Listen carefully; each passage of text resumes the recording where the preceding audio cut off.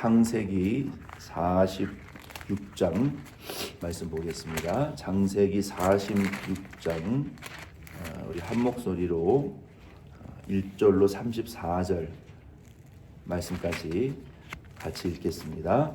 이스라엘이 모든 소유를 이끌고 떠나 브엘세바에 이르러 그의 아버지 이삭의 하나님께 희생 제사를 드리니 그 밤에 하나님이 이상 중에 이스라엘에게 나타나 이르시되 야곱아 야곱아 하시는지라 야곱이 이르되 내가 여기 있나이다 하매 하나님이 이르시되 나는 하나님이라 내 아버지의 하나님이니 애굽으로 내려가기를 두려워하지 말라. 내가 거기서 너로 큰 민족을 이루게 하리라. 내가 너와 함께 애굽으로 내려가겠고 반드시 너를 인도하여 다시 올라올 것이며 요셉이 그의 손으로 내 눈을 감기리라 하셨더라. 야곱이 브엘세바에게서 떠날새 이스라엘의 아들들이 바로가 그를 태우려고 보낸 수레에 자기들의 아버지 야곱과 자기들의 처자들을 태우고 그들의 가축과 가나안 땅에서 얻은 재물을 이끌었으며 야곱과 그의 자손들이 다 함께 애굽으로 갔더라. 야곱이 그 아들들과 손자들과 딸들과 손녀들 곧 그의 모든 자손을 데리고 애굽으로 갔더라. 우리 27절부터 읽겠습니다. 우리 인물이 계속 반복되기 때문에 27절부터 나머지 읽겠습니다. 시작. 애굽에서 요셉이 낳은 아들은 2명이니 야곱의 집사람으로 애굽에 이른 자가 모두 70명이었더라. 야곱이 유다를 요셉에게 미리 보내어 자기를 고센으로 인도하게 하고 다 고센 땅에 이르니 요셉이 그의 수레를 갖추고 고센으로 올라가서 그의 아버지 이스라엘을 맞으며 그에게 보이고 그의 목을 어긋맞춰 안고 얼마 동안 울매 이스라엘이 요셉에게 이르되 내가 지금까지 살아있고 내가 내 얼굴을 보았으니 지금 죽어도 조카도다. 요셉이 그의 형들과 아버지의 가족에게 이르되 내가 올라가서 바로에게 아뢰어 이르기를 가나안 땅에 있던 내 형들과 내 아버지의 가족이 내게로 왔는데 그들은 목자들이라 목축하는 사람들이므로 그들의 양과 소와 모든 소유를 이끌고 왔나이다 하리니 바로가 당신들을 불러서 너희의 직업이 무엇이냐 묻거든 당신들은 이르기를 주의 종들은 어렸을 때부터 지금까지 목축하는 자들이온데 우리와 우리 선조가 다 그러하니이다 하소서. 애굽 사람들은 다 목축을 가증히 여기나니 당신들이 고센 땅에 살게 되리이다. 아멘. 창세기 46장 1절로 34절 말씀은 야곱이 온 가족과 이제 가문 전체를 애굽으로 이민하게 되는 저와 여러분들처럼 이민 가게 되는 내용입니다. 여러분들도 미국에 이민 오던 날을 기억하실 거예요. 기억나시죠? 미국으로 이민 오던 날 기억나시죠? 마음이 얼마나 참 무겁고 또 뭐 기쁨도 있지만 이 신세계를 향해서 가는 그 부담, 새로 정착해야 되는 그 모든 것을 뒤로하고 새롭게 해야 되는 그때의 그 감정이 여러분 아마 기억이 나실 것입니다. 미국 비행기에서 내려서 미국 땅을 처음에 밟고 입국 수속을 하고 정착하고 뭐 월세방을 구하고 자녀들 학교, 운전면허증, 은행, 통장, 뭐 이민 서류들 그 복잡한 아주 두근두근했던 시간들을 여러분 지나고 보면 별거 아니었는데 종이 쪼가리 한 장 겨우 이런 영주권, 시민권, 무슨 비자 겨우 이 종이 쪼가리 한 몇 장 없고 미국에서 그렇게 정착하려고 불안불안하게 아둥바둥하게 정착하고 살아왔던 그 이민자의 삶을 여러분 기억하실 거예요. 그렇죠? 근데 이민자는 10년을 살고 20년을 살고 30년을 살고 여기 50년을 살아도 고향 같지가 않은 느낌이에요. 고향 같지가, 내 나라, 내 땅 같지가 않아요. 저도 아직도 10년이 다 돼가지만 아직도 엊그저께 한국에서 온 것 같고 어딘가로 분명히 돌아가야 될 것 같은 이런 그런 나그네 손님과 같은 새빵살이 하숙집 그 홈스테이 하는 민박집에 잠깐 들어와 있는 나그네 같은 그런 느낌이 지워지지가 않아요. 근데 이 야곱이 온 가족을 이끌고 이제 애굽으로 이민을 다시 떠나게 됩니다. 하나님이 분명히 여기 아브라함과 이삭과 이 조상들에게 이 가나안 땅을 약속의 땅으로 주시겠다고 약속했어요. 여기가 네가 살아야 될 땅이고 후손들이 살아야 될 땅이고 내가 이 땅을 너에게 약속했다. 여기가 너의 최종 정착지다라고 여기에서 내가 복을 주고 여기서 네 후손을 통해서 인류를 구원할 메시아가 탄생하게 될 것이다라고 그리고 너희는 큰 민족이 될 것이다. 나라가 될 것이다라고 제사장 나라가 될 것이다라고 말씀을 하셨단 말이에요. 그런데 이제 와서 왜 이제 와서 다시 애굽으로 가라는 말씀이시지? 왜 이제 와서? 이제 정착 다 끝났는데. 아니 집도 있고 땅도 있고 짐승도 번성하고 가족이 70인이나 됐고 여기는 여자들은 계산되지 않은 숫자예요. 이 정도 됐으면 이제 정착할 만한데 이제 살만하고 이제 뿌리를 내렸는데 또 다시 애굽으로 가라는 말이 도대체 하나님 어쩌라는 말입니까 도대체? 어떡하라는 거예요 도대체 나한테? 이런 마음 들지 않겠어요? 여러분이 처음 이민 왔을 때 생각을 해보시라는 거예요. 애굽으로 다시 이민 가라는 거예요. 하나님이 46장에. 여러분 이 상황에 저기 와이오밍이나 이런 데로 이사 가라면 하나님이 여러분 가실 수 있어요?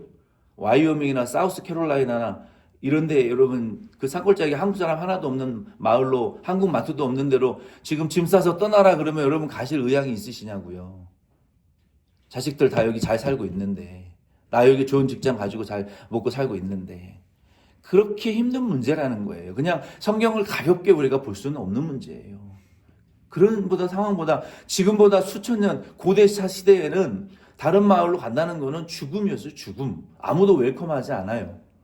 내 영역에 누가 들어오는 거 싫어하는 죽일 수 있는 그런 시대였단 말이에요. 그런데 하나님이 야곱에게 지금 다시 이민을 가라. 근데 본문 1절로 7절 말씀에 보니까 야곱은 싫지는 않았던 것 같아요. 싫지는 않고 가는 게 좋았던 것 같아요. 상황도 뭐 그렇게 나쁜 상황은 아니었어요. 왜냐하면 죽었던 요셉이 죽은 줄 알았던 요셉이 살아있다라고 하니까 그리고 요셉이 보낸 수레와 그 금은 보화와 양식의 그 퀄리티를 보니까 그냥 재래시장에서 보낸 퀄리티가 아니라 그 최고급 백화점에서 보낸 물건들이 최고급 그 승용차 그 SUV 그 서벌번 지금으로 치면 그렇죠? 거기에다 금은 보화 양식을 잔뜩 실어가지고 옷이고 양식이고 최고급 백화점에서 보낸 물건들을 가득 이건 우리의 수준으로 살 수 없는 수준의 것들을 보내놨으니 요셉이 진짜 살아 있는 게 맞구나. 그러니까 상황은 괜찮았어요. 애굽으로 가도 괜찮겠다라는 생각이 들었단 말이에요. 근데 문제가 있었어요. 문제가 있었는데 그게 뭐냐면은 상황도 좋고 조건도 좋은데 이게 진짜 하나님의 뜻이 맞느냐라는 확신이 안 생기는 거예요. 야곱에게. 우리 그리스도인들이 중대한 결정을 할 때 제일 힘든 게 뭐예요? 이거 다 상황도 좋고 조건도 좋은데 이러고 하면은 돈도 벌 것 같고 장소도 좋고 목도 좋고 한국에서 목회자 세미나 와서 강사 목사님들이 교회 개척 세미나를 하는데 5분이 똑같이 하는 말이 교회는 몫이 좋아야 된다고. 처음 시작도 목, 마지막도 목. 교회는 장소가 다라고. 근데 목회를 해보니까 그 말이 100번 1000번 맞는 것 같아요. 교회는 장소가 좋아야 돼요. 어쨌든 목도 좋고 조건도 좋고 뭐 다 좋은데 비즈니스도 마찬가지 아닙니까? 비즈니스에 관련된 사람들이 와야 비즈니스가 되죠. 그렇죠? 게로 같은 빈민촌에 아무리 좋은 백화점을 만들어 놔 보세요. 사람들이 안 옵니다. 몫이 좋아야 돼요. 근데 결정을 하기가 어려운 그 결정적인 문제가 뭡니까? 이게 과연 하나님의 뜻인가? 하나님이 기뻐하시는 일인가? 그거를 결정하는 게 골치가 아픈 거예요. 우리가 인간적으로 전문가에게 조언을 받아서 모든 일들을 결정할 수는 있어요. 근데 우리 그리스도인들은 그 결정을 마지막에 두고 결정 진짜 최고로 우리가 결정적으로 우리가 이것을 해야 될 것이냐 말아야 될 것이냐를 결정하는 이 사인을 해야 될 것이냐 말아야 될 것이냐라는 이 순간에 우리가 고민하는 것이 뭡니까? 끝까지 이게 하나님 뜻이냐 아니냐. 이게 관건이라고 이게. 근데 믿음 없는 사람들은 하나님의 뜻이고 뭐고 자시고 필요 없고 돈만 잘 벌 수 있으면 최고예요. 우리 그리스도인들은 그렇게 살 수는 없어요. 야곱이 지금 그 고민에 빠진 거예요. 온 가족을 이끌고 요셉의 초청을 받고 애굽으로 향했어요. 근데 요 야곱의 마음에는 여기 가나안에서 애굽으로 가기 위해서는 브엘세바를 반드시 지나가야 된다. 브엘세바에서 내가 하나님께 여쭐 것이다. 이런 작정을 하고 떠난 거예요. 그게 미리 되었으면 참 좋았겠지만 근데 브엘세바는 성경에 굉장히 중대한 장소였단 말이에요. 여러분 브엘세바는 하나님이 믿음의 조상들에게 여러 번 나타났던 장소예요. 왜 야곱이 이렇게 고민을 했을까요? 왜냐하면 하나님의 약속이 가나안 땅에서 축복하시기로 하신 약속의 땅이잖아요. 언약이 약속이 있는 장소잖아요. 그리고 이후에 보면은 요셉을 알지 못하는 출애굽기 말씀에 보면은 왕이 일어나서 이스라엘 백성들을 노예로 전락시킨단 말이에요. 그래서 야곱이 굉장히 고민을 하고 무거운 마음으로 상황과 조건은 좋지만 애굽을 향해서 떠나다가 그래도 내가 브엘세바에서 하나님의 뜻을 한번 반드시 확인하고 응답을 받아야 되겠다라는 결심을 하고 브엘세바에 이르러서 본문에 보니까 야곱이 제단을 쌓고 하나님에게 기도했다. 하나님에게 제단을 쌓았다라는 것은 하나님에게 여쭈어 보았다는 거예요. 하나님에게 확증, 개런티, 하나님, 내가 이 가는 길을 당신이 개런티 하시겠느냐? 당신이 나와 함께 하실 것이냐? 당신이 나를 축복하시는 길이냐? 당신이 나를 후원하시고 도와주시는 개런티 하실 수 있는 선택이냐라는 것을 확인하고 갔다는 것이 굉장히 중요한 거예요. 우리도 인생의 중대한 결정을 할 때 하나님에게 확실한 개런티를 받고 움직이시라는 거예요. 하나님, 이 길이 당신이 기뻐하시는 길입니까? 내가 인생을 이렇게 살기를 이 선택지를 쌓이라는 것이 당신이 내 인생에 원하시는 뜻입니까?를 확인하고 돌다리를 두들겨 보고 건너시란 말이에요. 그게 썩은 동아줄인지 든든한 바위인지 우리가 어떻게 아냔 말이에요. 하나님께 확인을 안 하고 가면. 이 브엘세바라는 것은 21장 33절이나 창세기 26장 23절로 25절 말씀해 보면 아브라함이 하나님에게 제단을 쌓고 하나님 만난 장소고 이삭이 하나님을 제단을 쌓고 하나님 만나고 약속받은 장소예요. 야곱이 그걸 그냥 지나칠 수 있었겠어요? 내 선택이 과연 옳으냐? 이 길이 하나님 기뻐하시는 길이냐? 이 길이 내가 살고 내 남편이 살고 내 자식들이 사는 길이고 우리의 가정과 교회가 사는 길이냐 죽는 길이냐를 선택하는 순간이잖아요. 함부로 선택하시지 말라는 거예요. 하나님 뜻 없이. 함부로 예스하지 말라는 거예요. 그게 교만이에요. 하나님 모실 때는. 네가 나한테 기도도 안 하고 내 뜻도 모르고 네 멋대로 예스를 하느냐? 하나님 진노하신다고요. 내가 싫어하는 것을 예스를 하느냐? 내가 기뻐하는 것에 대해서 왜 거부하느냐? 여러분 그거 안 하고 함부로 선택했다가는요 인생이 망할 수도 있고 복 받을 수도 있는 거예요. 지난 우리의 삶의 선택을 생각해 보세요. 우리가 과연 브엘세바와 같은 그 장소에 가서 야곱이나 이삭이나 아브라함과 같이 하나님의 뜻이 맞는지 확인을 하고 선택을 했는지, 그저 돈 된다면, 그저 이익이 된다면, 사람들이 좋다고 하면 선택을 한 것인지를 돌아보셔야 된다고요. 지난 한 해 동안.